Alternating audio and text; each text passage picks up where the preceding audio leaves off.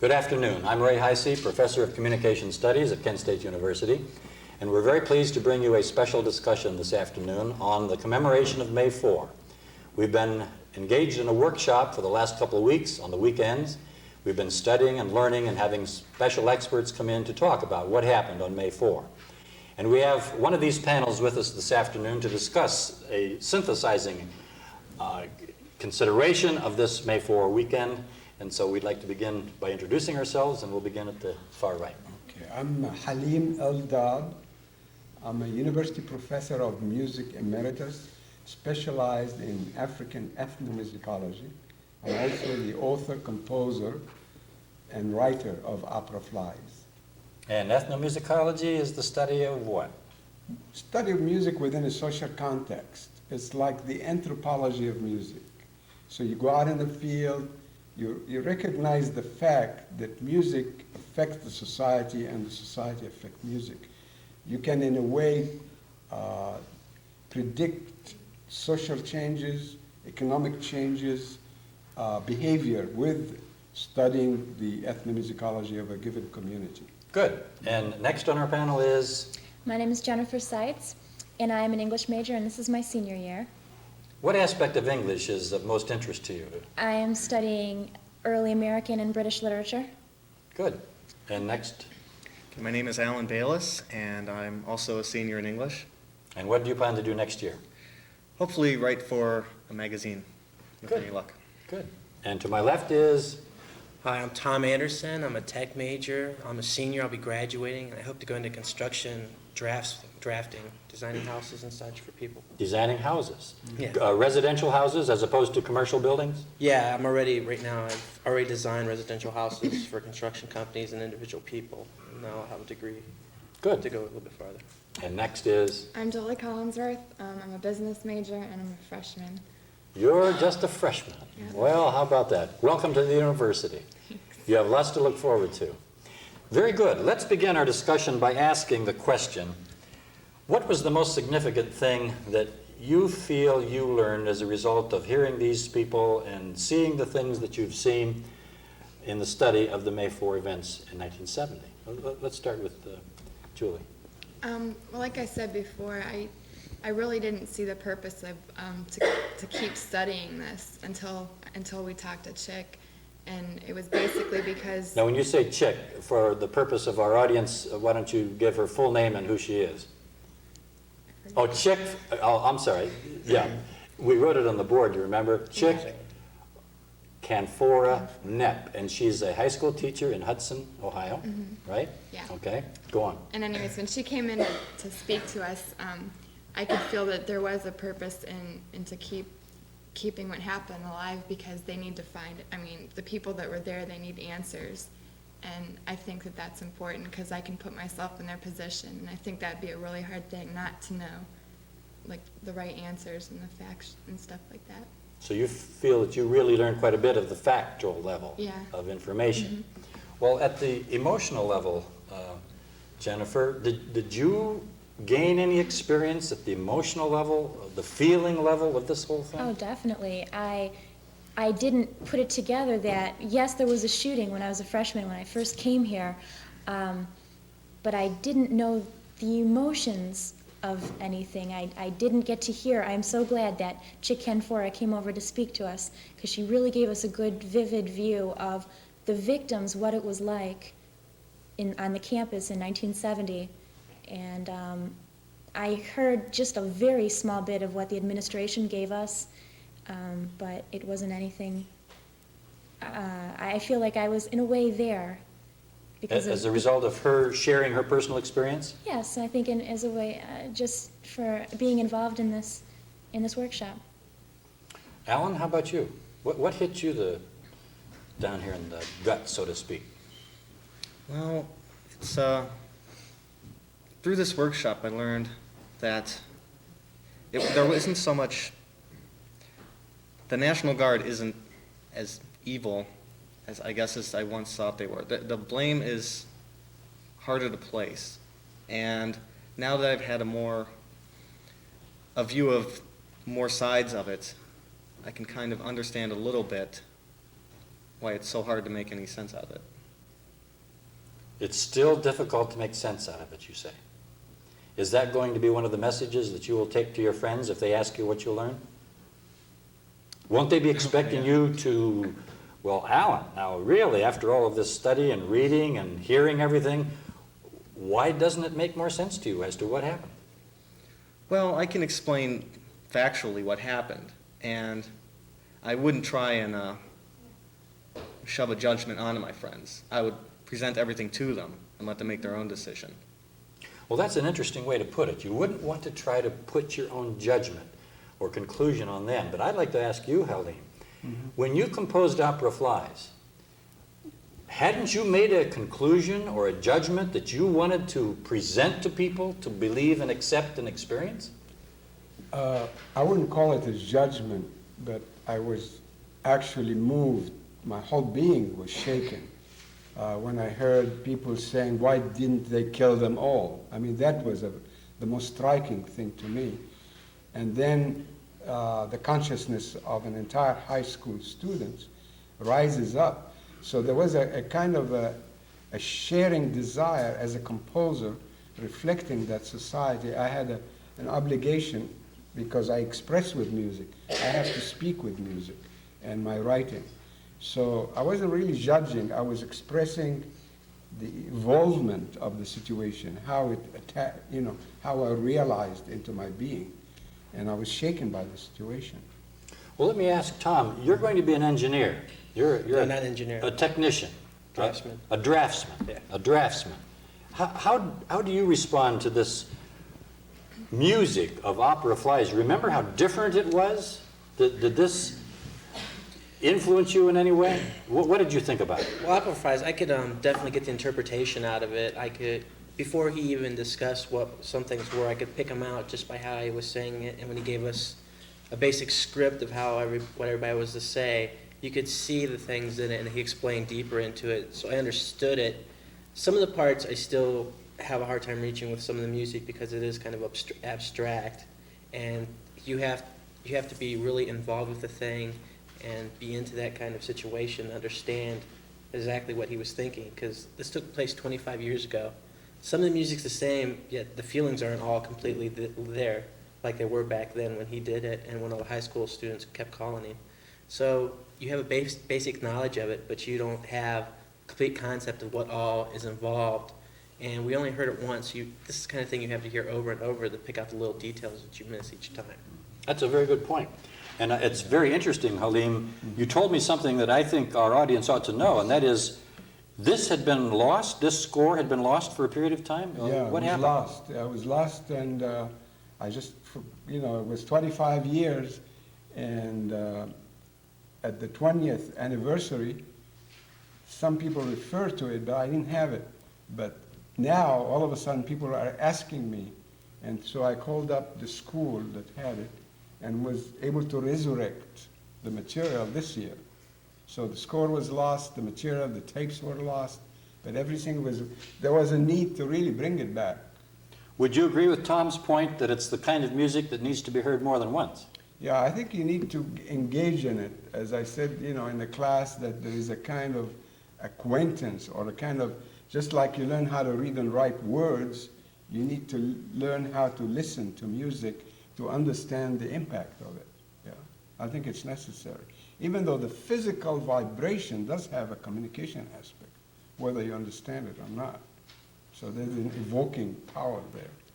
Let me switch the direction of the conversation a little bit by, let's all visually walk out to the site where this all happened, near Taylor Hill. We did that. Dr. Jerry Lewis took us out and walked us around through all of those areas. What was the one thing that impressed you the most about physically making that walk around and seeing the things that you saw and seeing the spaces and the places? Alan, what hit you the most as you saw visually where this all happened? I would say the spot where the students died. On the Just parking lot. The fact that it was a parking lot and cars were still parking there. That bothered you? Yeah. I guess we know why, but do you want to elaborate by saying, do you think that should be set aside as special property? Well, I'm reminded of what Chick Canfora told us about Michael Schwartz met with Alison Krauss's parents, I believe, and promised them that he would set aside that area, and it still hasn't been done. And that's just really, the aftermath of May 4th seems as important almost as what happened on May 4th. The cover-up, it seems, and how truth seems to be being bent. Jennifer, how about you? In terms of the space, walking through there.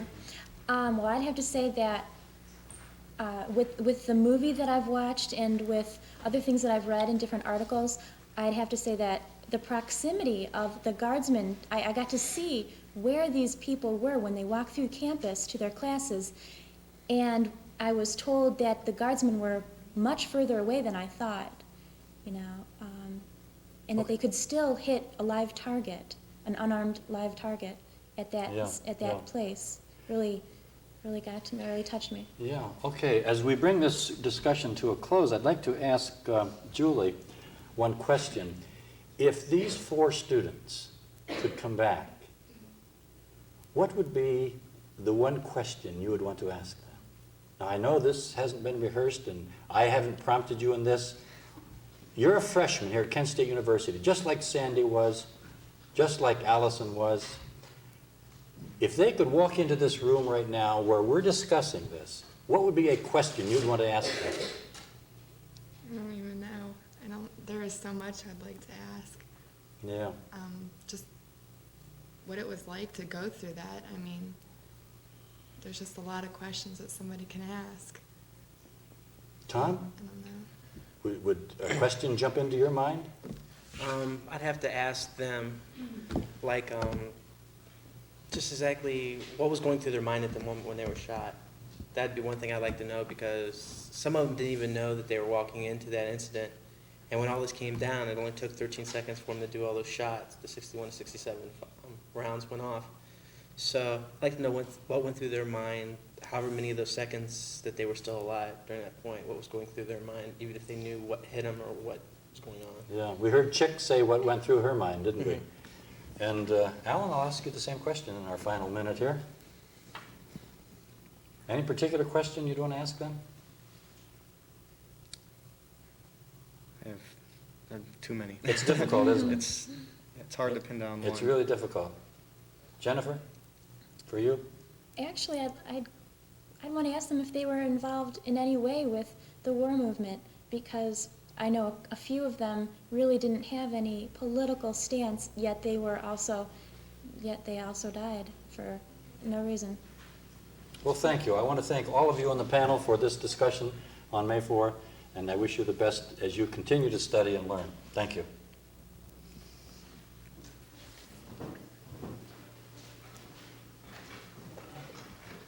Good afternoon. I'm Ray Heisey, Professor of Communication Studies at Kent State University. And we've assembled a panel here from our workshop studying the events of May 4, 1970. And they would like to share with you this afternoon some of their views and what they've learned and some of the questions perhaps that have been raised in their minds as well. But first, we want to introduce the rest of the panel, and we'll begin over here to the far right.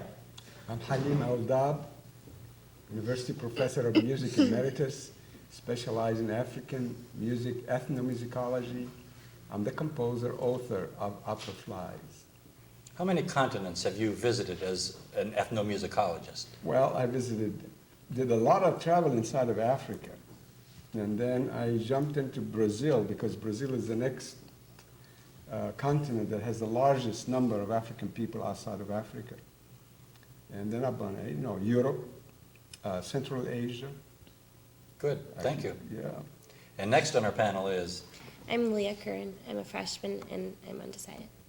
You're a freshman and you're undecided. Well, that's very appropriate for a freshman to be undecided. That means you have the whole range of majors and departments that you can look at. What are you kind of leaning toward right now? I'm not really sure, actually. I don't. Not even leaning? Not really. Okay, and next we have? Julie Zimmerman. I'm freshman, undecided. And you're also undecided. Yes. So why did you take this workshop? I took it because I wanted to learn more about it from hearing from Wendy, who is on the May 4th task force, and I needed the extra credit. Okay, that's a good practical reason. And to my left is, Chad Luxembourg. I'm a senior in rhetoric and communication. And so you're going to be graduating. yeah, What do you plan to do next year? I'm going to graduate school. You want to become a college teacher someday? Yeah, Yeah, that's what I'm going to do.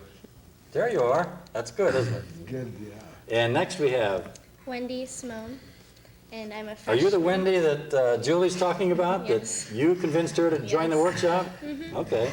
And my major is elementary education. And I heard something about you in this workshop. Your new position next year will be what? I'm the co-chair of the May 4th task force. And what does the May 4th task force do?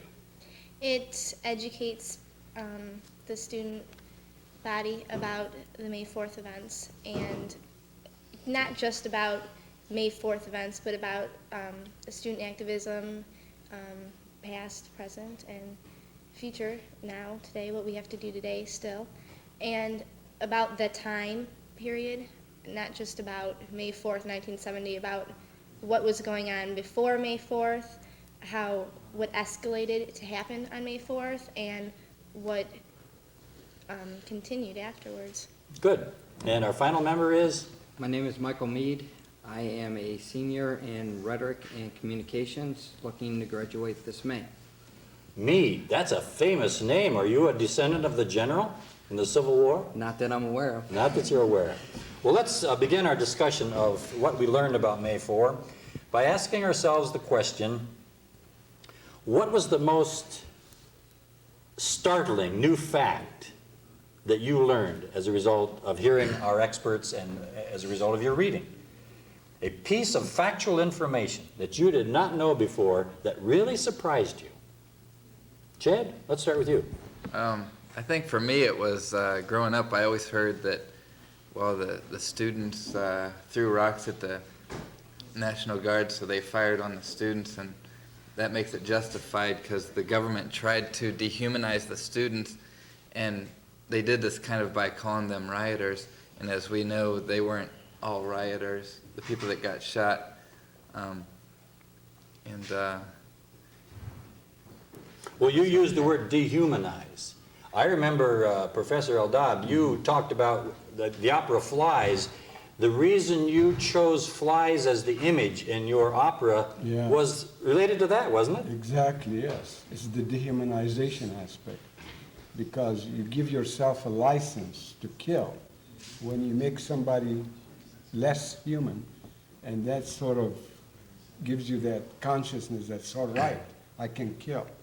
So that's the reason I use the word flies. So that's part of the message that you wanted to get across in that opera. Exactly, yes.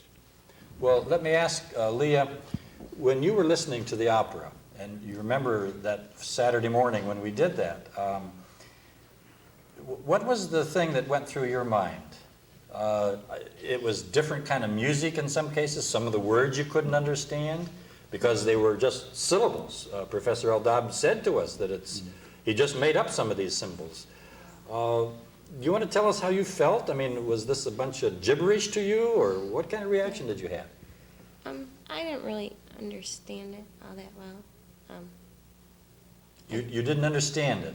You know, you're not surprised at that reaction, are you, Halim? No. I think the message goes physically by the sound and goes by the words, even if the words have no meaning. Somehow inside her brain there is a message there. She doesn't know how to interpret it yet, but I think it's there. Because I felt the communication is there. Yeah. And by the way, it's going to be on May 4th, 8 p.m. at Stump Theater, so everybody should be there. Yeah. That's something that we will remember. Yeah. Julie, let me ask you, have you ever, this is your first workshop at Kent State? Yes. Or any place since you're a freshman? Yeah. What do you think about the workshop concept as opposed to regular classes that you go to week after week? I mean, what's your reaction to the workshop as a educational learning experience? Does it make any sense for you? Yeah. I don't. What do you? Well, the kind of, there's a lot more flexibility, right? You'll Yeah. acknowledge that, won't you? Yeah. A lot more flexibility. It's a different kind of learning experience, isn't it? When you hear somebody like we brought in Chick Canfora, who was one of the protesters that was there on that day. You know, it's not just reading in a history book. So, did she impress you? And if so, how and why? Yeah, she impressed me because she was actually there. I got to, she had her own personal experiences. She showed a lot of emotion, and I don't know. I believe her? was able to understand her. You understood more. her? Yeah, I believed everything she said. What do you think was the reason she was so believable for you? Other than the fact that she was there herself, but here she is, this is 25 years later. Yeah. Just the emotion she had in her when she was talking. That was very impressive, wasn't it? Yeah. Because we knew she was talking from her heart and out of her own experience, and that's always very, very impressive. Well, Wendy, do you think, as being one of the leaders of the May 4th Task Force, that calling people like that to the campus does serve the students well? But what about the other side of it? You remember what she said about the administration. How are you going to deal with that aspect of it? Do you want to get all sides of the issues out for yes. students to hear? Because being in the May 4th Task Force, you get swarmed by just learning Alan Canfora's point of view, because he is so involved in the task force and he's at every meeting, and a lot of the people in the task force just hear his view, and he is very biased. I mean, he was shot on May 4th. I mean, who's not going to be biased? But, I mean, if you hear so many other points of view, which I think this workshop was good because I heard other points of view. I heard, Dr. Lewis's point of view and Chick's. I mean, I think it's good to hear other people's point of view because that's what, makes it better. I mean, my dad was in the National Guard and he was here on May 4th and he gave me his point of view on this subject. And, I mean, people say, well, oh, you're in the task force, you only believe Alan Canfora. Well, no, I mean, my dad, my own father was here, I'm not going to go against what other people, Have you talked with him about his experience? Mm-hmm. What does he say? He believes that no one should be shot for what they believe in. I mean, yes, the students, he feels that the students should have been stopped. I mean, they can't go around, putting graffiti and just banning things and stuff like that. But, I mean, he was brought up where the military can do no wrong, and he feels that the students should have been stopped but not shot at. So that's his point of view. Well, this must have been an interesting experience for you then, if you came from a family that had been involved in this historically. That's very interesting. Mike, I'd like to ask you how you reacted to Dr. Hensley's discussion of the trials and of the legal aspects. Was that new information for you? Yeah, it definitely was new information. I never knew up until yesterday that the Guardsmen and the Kent 25 were put on trial for this whole ordeal. Never understood what had happened. For some reason, it does not surprise me in the least the way it turned out. And the whole point of his discussion yesterday is they're trying to find a place to put the blame on, find someone to show fault. And they could not do it. They could not do it beyond a reasonable amount of doubt. But if the fault lied in the government, per se, as the National Guard or Governor Rhodes or even President Nixon himself, I would say the last thing that the country or the government wants to do is put another black mark on the record for the times that were, for everything that was going on at the time. You already had Vietnam that was tearing this country apart. You had Watergate, and now here's a chance for the Kent State students or the Kent 25 to say the government is at fault once again, and they're going to lose all faith in the government. Well, that suggests to me, Chad, that you remember Professor Somorowski's ensemble group that came in and performed that ritual? How did you, what message was communicated to you from that performance? I think that Professor Somorowski wanted to say that there's a higher power, meaning the U.S. government, and they'll pretty much mediate what they want to mediate.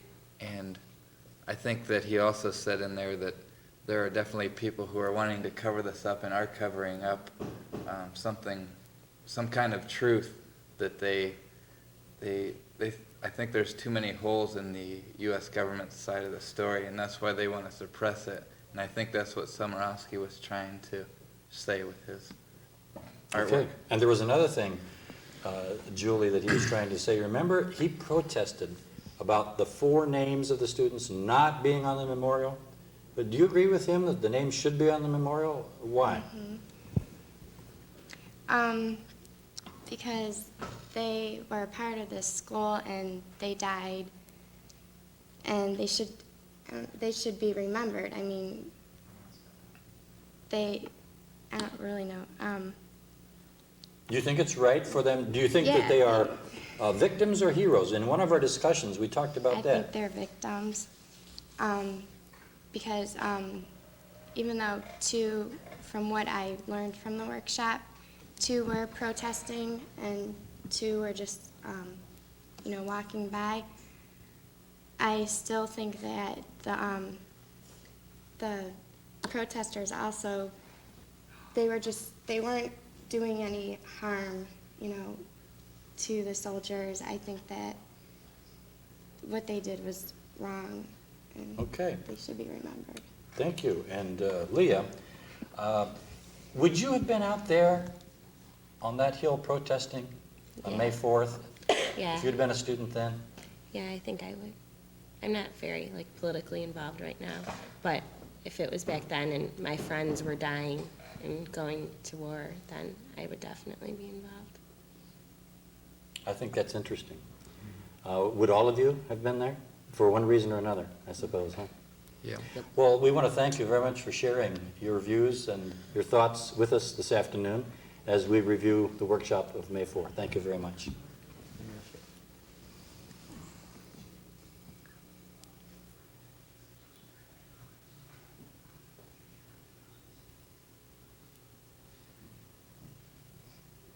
Good afternoon. I'm Ray Heisey, Professor of Communication Studies at Kent State University, and we have with us this afternoon for a special discussion an integration of ideas and thoughts regarding May 4. We've been part of a workshop for the last couple weeks on weekends, and we'd now like to share with you this afternoon. So first, let's introduce ourselves, starting on the far right. I'm Halim El-Dabh, University Professor of Music Emeritus, specialized in African ethnomusicology. I'm the music composer, author of Opera Flies. And what's the current work that you're composing? Spark of Light, That's to be finished when? by the fall. It was supposed to be finished on the 28th of this month, but it's not gonna, it's a lot of work. Yes. Okay. All right, and next on our panel is, Diana Holtgren. I'm a senior English major, graduating in August.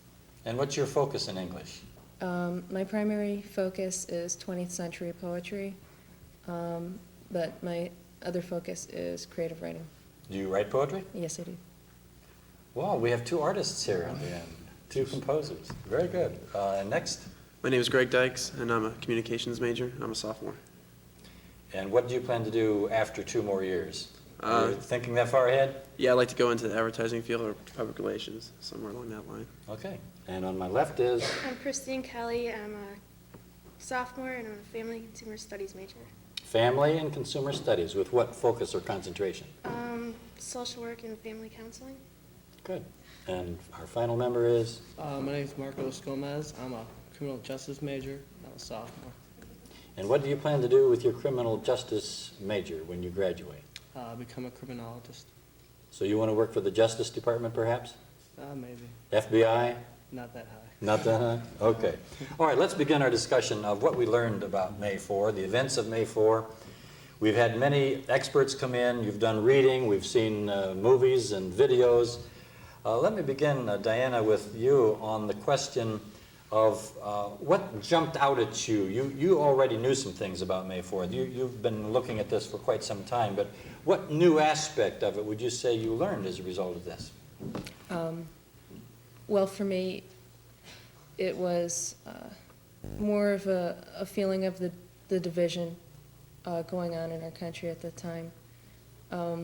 I'd never been impressed so strongly by the dichotomy between, what we perceive as normal society and then what Governor Rhodes said in the Firehouse speech about students being worse than the night riders and the brown shirts and the communists, turning the students into the enemy. Media manipulation like that really grabbed me. I mean, we don't always think about that. Our own lives are so high speed. If we see a paper and we read it, we just read it. We don't think, how the media chooses to portray a certain situation. I mean, there's a big difference between, say, protester, agitator, and rioter, for the same group of people. Well, Diana, talking about that division reminds me of a newspaper that I have from 1970, and I'd like Greg to read it, and I'd like you to react to that. What does that say? It says revolution in the United States. Did you know that there was a revolution? It was called a revolution in 1970? Now, she's talking about the division in our country. Were you aware that it was that ominous, that it was called a revolution in a public headline of a newspaper? Well, underneath it, it has pictures of the Boston Massacre, and I wouldn't compare the American Revolution with the revolution that went on in the late 60s and early 70s now. But would you call it a revolution? A revolution is just a turning of a thought or something along that lines, and I think that during the late 60s, early 70s, with our involvement in Cambodia and then also in Vietnam, that there was a turnaround. There was like a 180, that people went from how they respected the government and how the government was on a higher level, and they were always right and did the right thing. But then again, they were realizing that they were being lied to and that they weren't always doing the right thing.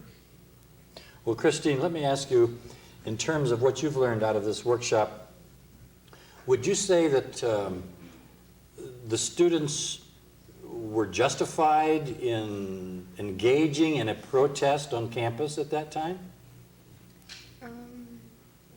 Yeah. They had a right to assemble and to... Yeah, because they were protesting for what they believed in. And what was most convincing to you about that fact? Why do you think the students, that they should be here at a university to get an education and be serious and study and make relationships? Sure, but is this a social activist hotbed? Should it be? I'm asking. No. No? Marcos, what do you think? Okay, Should a university be the place where you spawn social activists? well, you go to college to find yourself. You don't, you come here to study, but I don't know. What did Chick Canfora say about that? Remember what she said? She came here as an apathetic college freshman. What happened to her? She became an activist. What? As a result of what? Being aware of or getting material about what's going on.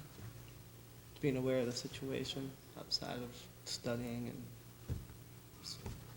But one of the things that college students should learn is that you've got to be skeptical of what you hear, right? Do you believe everything your professors say to you? No. That's good. On the other hand, do you believe everything that you read in the newspaper or see on television? No. I have another headline here. Christine, what does this say? 2 guardsmen, 1 student dead in KSU violence. Had you ever seen that headline before? No. Had you ever heard that the media put out this as a headline, that guardsmen had been killed? No. You didn't know that? Well, I didn't make this up. What's the date of this?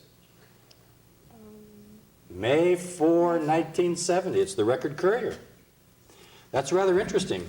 And I'd like to raise the question for you whether or not you believe, as a result of this workshop, that you should believe everything the government says in its official explanations of what happened. And I'm referring to Professor Hensley's discussion of the trials and the legal aspects. What did they find out? Well, no, I don't believe I don't think you should believe everything you hear from the government, because I do think they cover up certain events that they don't want people to know about. What did he say as a conclusion about who was responsible? Did they ever find legally who was responsible for doing that? They said no one was responsible. Nobody was responsible. What do you think in your own heart and your own mind about that question after this workshop? Are you ready to take a public position on that issue, or are you still reflecting on it and thinking about it? I'm still kind of reflecting on it, because I guess you'll never really know who was responsible for it, because there's It's very difficult. Yeah. And as one of the other things that we talked about is that there are different perspectives, right? Diana, the different perspectives that we were exposed to in this workshop ought to be a way to keep us motivated to keep learning and studying, right? Absolutely. And do you feel that way about it? That this is just a kind of introduction and you'll keep learning and studying about it? Oh, yeah, definitely. Especially since I feel that May 4th is not just an isolated event that happened in a small part of the Midwest. I mean, the reason people around the world looked to Kent State was because it was part of something much bigger, and it still is. Trying to understand the kind of situation where Ohio Guardsmen would turn and shoot Ohio civilians is still something. I'm still trying to get through that. And our society now is 10 times more violent than society was in 1970. I mean, just across the board. That's a very interesting observation. And looking at the situation that occurred here and keeping in mind what happened and keeping that in mind so that similar events don't happen. Do you think she's hopelessly optimistic, Greg? That so future events like that won't happen? Or do you think there will continue to be tragic events? I think as long as there will be people and there will be governments, there will be tragic events until it's all over forever. I mean, if you have two different people, you're going to have two different opinions, and they're going to have two different clashes. And eventually, one's going to get fed up with the other one and try to stop either what the other one's thinking or try to get their point across. And the other one's going to say, well, we don't want to hear your point. And it's the breakdown of communication will result in, unfortunately, a lot of times violence and death. Well, you know, it's interesting. Here we are in the conclusion of this workshop in studying the events of May 4, which were very controversial. And now we have on our national news another a very terrible, tragic kind of incident out there in Oklahoma City.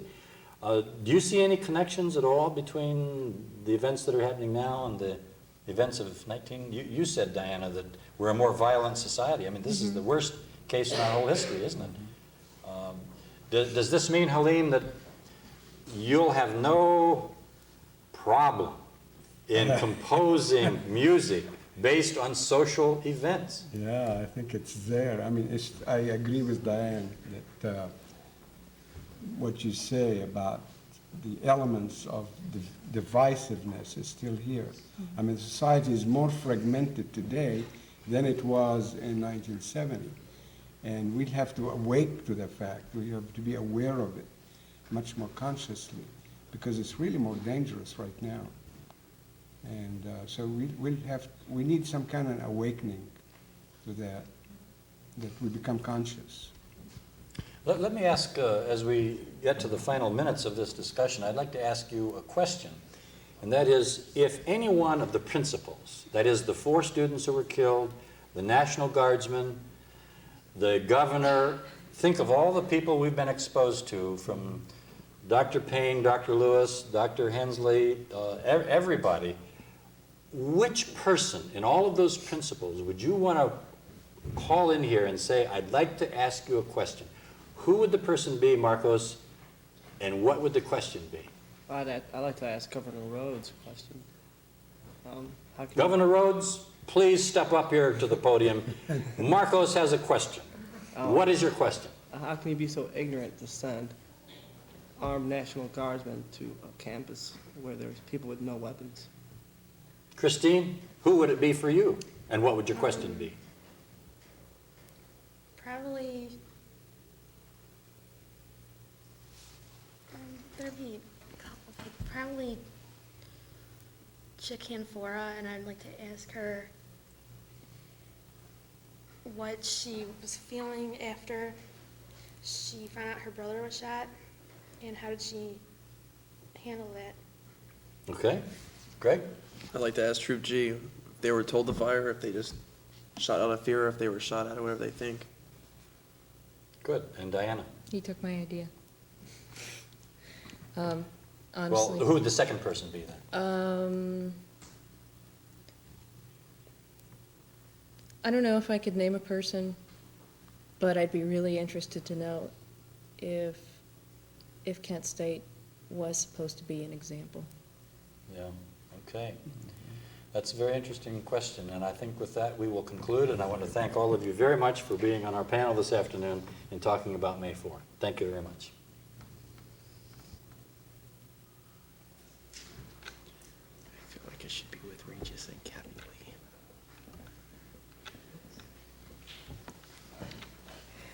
Good afternoon. I'm Ray Heisey, Professor of Communication Studies at Kent State University. And we have a special panel this afternoon to discuss the meaning of May 4. We're part of a workshop that's been studying and learning about the May 4 events of 1970 in commemoration of the 25th anniversary. And we'd like to begin with introducing our panel, and we'll start at our far right here. I'm Halim El-Dabh, University Professor of Music Emeritus, specializing in African ethnomusicology. I'm the author-composer of the May 4th Opera Flies. And you came to Kent State when? 1969. So you were here on campus when the events occurred. Exactly, yeah. Where were you at 12:20 on May 4? I was on my way to have lunch at the hub. I left the classroom. I was just leaving the classroom going there. So you were on your way across campus? Yeah, exactly. And you saw the crowds and the guards? I was just about to come into the parking lot when one of my students screamed, and he was so pale and said, "Everybody's dying." So I stopped dead right there. So I didn't go further. You never had your lunch? No, I never, well, I wasn't thinking about it. Right. And next on our panel is? I'm Ron Hudis, Senior Rhetoric and Communication major. Rhetoric and Communication, what's that?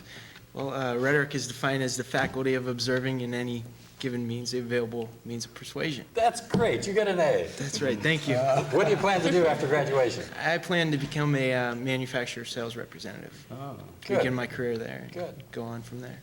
And next is? I'm Lisa Bestick-Rooney. I'm a senior international relations major. International Relations. That sounds like you're headed for the United Nations or something like that? Well, I am interested in that, but I'm also interested in aspects of business, and I may go on further with that. Right, good. And on my left is? My name is Michelle Linham, and I'm a communication major also. And you're graduating this spring? I'm graduating in May, yes. And you plan to get a job? At Kaufman's in management. A managing job in Kaufman's, Cleveland or Akron? Cleveland. Cleveland. I'm from Cleveland. Well, we wish you much success. Thank you. Next to you is? I'm a junior in the study of biology. And your name? Is Alan Zakrajcik. And I would like to get into the study of viruses someday, but that's going to take some time. That's a very fascinating area. Yeah, there's a lot of And changes going on most right now. timely. Mm-hmm. Thank you. And next? My name is Rob Rainier. I'm a junior business marketing major. Business marketing. So you're the businessman that's going to come out of this group. I'd like to think so. Well, there may be some interesting implications, because remember, one of the things we talked about was the reputation of Kent State University as a result of the events of May 4th, 1970, and do you have any observations about that as you listen to the various presentations? Here you are, a budding businessman. You're going to be a business executive someday. And can you appreciate or understand the position of the university administration as it wrestles with how to respond to the events of May 4th? I think the university administrators could do a better job of commemorating the event by making the students more knowledgeable, the students in general.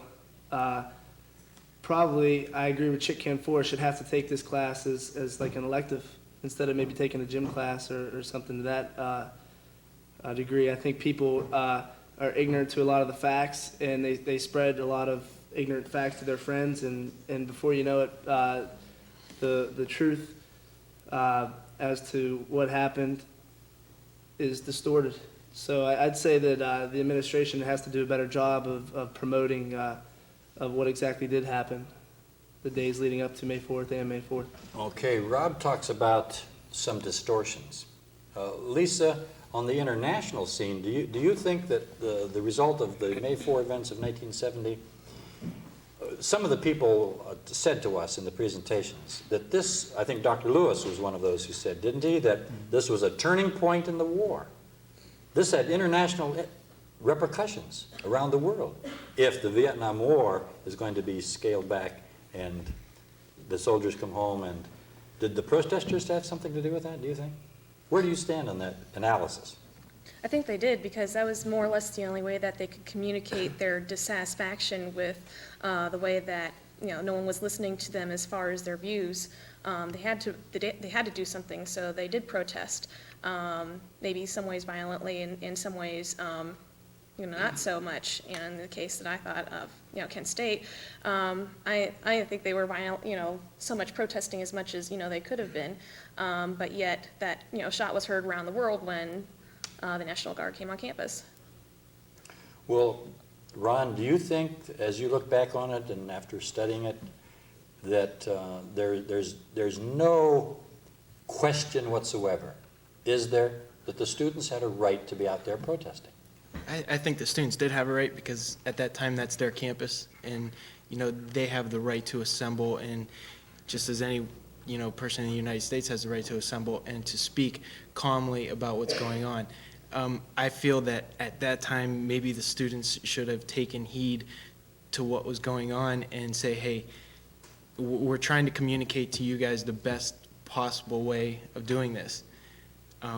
And when they see that the National Guard comes onto campus, maybe you should take a step back and say, hey, we don't want to see anything happen here.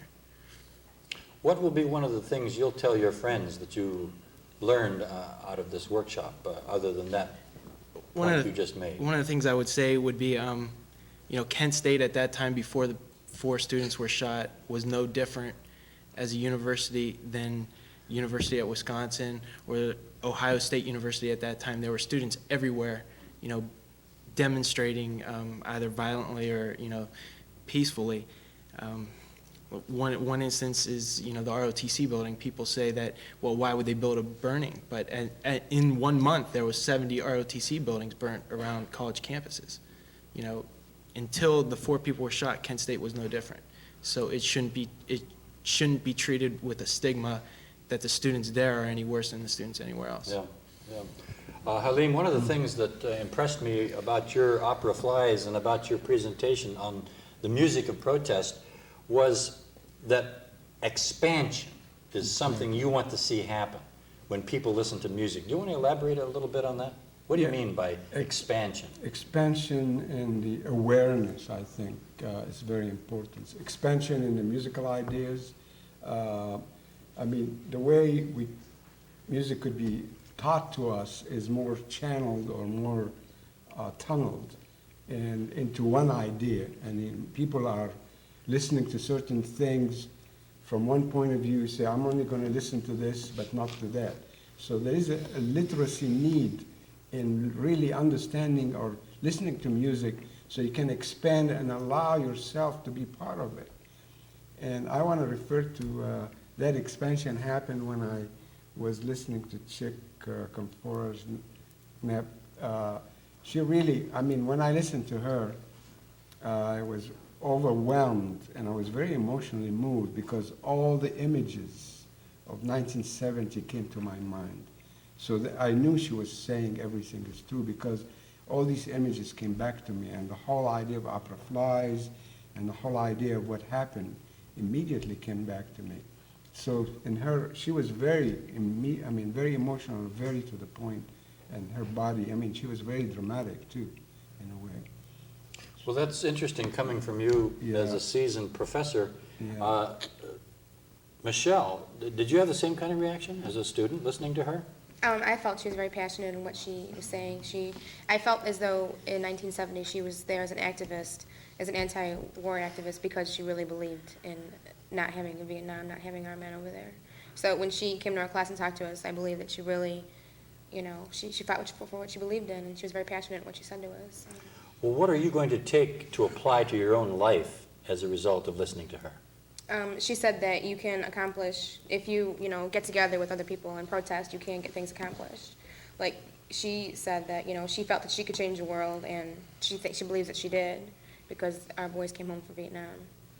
So I believe that if you get enough people together and you have a cause, that you can accomplish something. Get your voices heard, and then you can get something accomplished.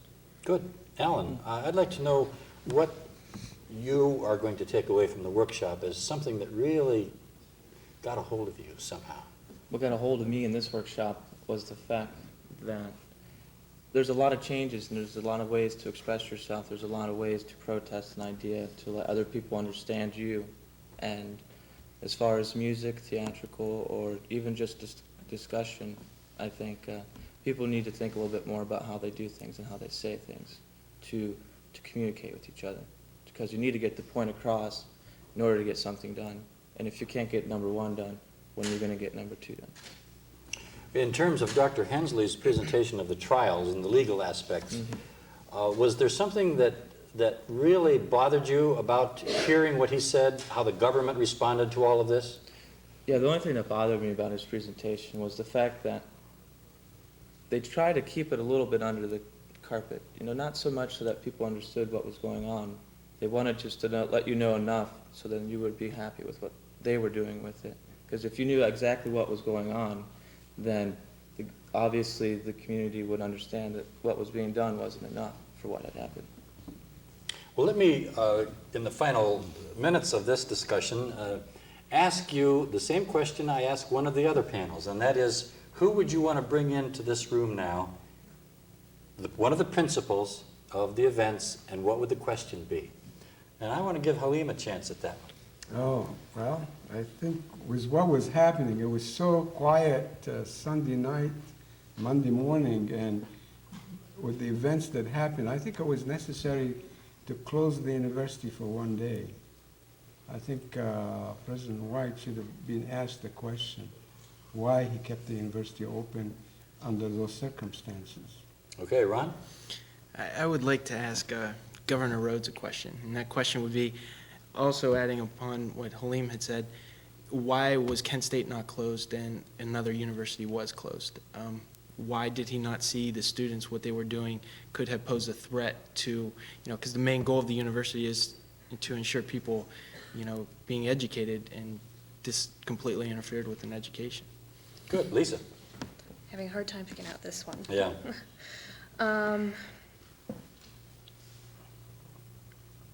I think just in general, Rhodes, why did he make the statements that he did? Because they were very powerful as far as influencing the community as to what they thought of the students that were at Kent. Yeah. Okay, and Michelle? I would ask the guard why they shot. And Alan? I would like to talk to the president of the university, President White, because I think a lot of it could have been prevented if he would have just gotten up in the middle of the night and went down and talked to the students. And Rob? Lisa kind of stole my question, but I'd probably ask her. I'd probably ask Governor Rhodes the same type of thing that she said. The quote that really bugged me was the one about these students are the worst people we harbor in America. I mean, for a governor and that person of high authority to say something like that about your students, across at Kent, well, that quote was intended towards not just Kent, I believe, towards any other protesters of large numbers, and I just don't understand how a top authority could speak so ignorantly. Basically, I think that quotes like that, if I were a student at the time, would extremely irritate me, and I think all a quote like that did was add fuel to the fire, and I think if anything, that was one of the main quotes that I think really led to the students becoming extremely irate. Okay, thank you very much. We have a lot to reflect on and inquire about, and I hope that we'll all continue to do that. Okay, I was going to say a university means a sanctuary for students. That's what actually university means by its nature. That's a very good thought upon which to close. Thank you very much.